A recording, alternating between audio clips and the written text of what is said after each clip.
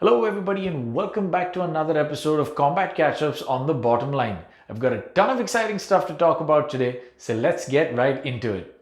First up, from the world of heavyweight boxing. This past week, Anthony Joshua, the heavyweight champion of the world, put his titles up in a defense against the cruiserweight champion Alexander Usyk. Now, Alexander Usyk put in a commendable performance, outboxing Joshua over 12 rounds to take home the titles. He is now a two-division champion and has slayed the giant Joshua. One thing's for sure, the British super fight between the two heavyweights, Tyson Fury and Anthony Joshua, is definitely derailed for the moment. Well, let's see how Joshua recovers from this and what his next move will be going forward. Now, let's head back to our favorite organization in the sport of MMA. In the UFC this past week, we've had some tremendous action. We had the International Fight Week, of course headlined by the UFC 266 pay-per-view, as well as the Hall of Fame induction ceremony. Now, the Hall of Fame ceremony saw the induction of several popular fighters, Georges St-Pierre amongst others. Unfortunately though, the person in the news is Jon Jones. Well, after the induction of his fight with Alexander Gustafsson, Jon Jones seems to have gotten back to his old ways and he's back in trouble with the law.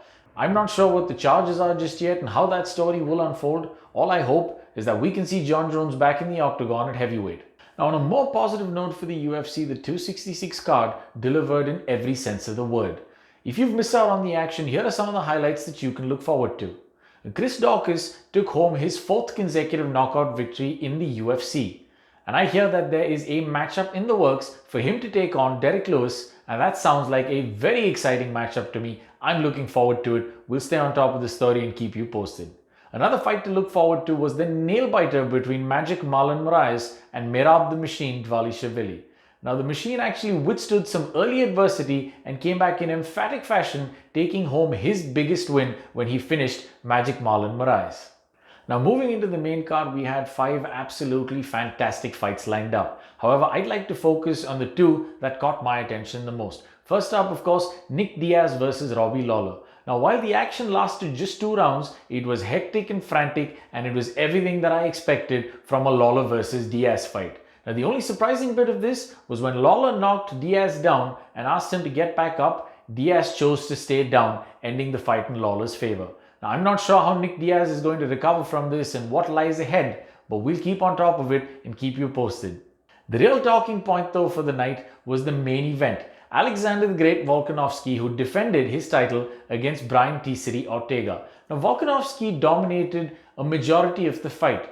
Brian had his moments, especially in round 3, when he sunk in 2 chokes, a guillotine and a triangle, threatening to finish Volkanovski and upset his title reign. But Volkanovski powered through like the true champion he is, coming out victorious in the challenge.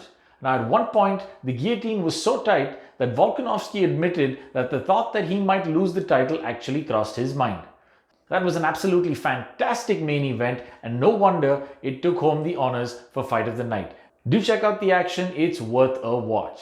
Now, looking ahead of what's coming up in the UFC 267 card has had some changes. The co-main event, the title fight between Peter Yan and Aljamain Sterling, has been called off.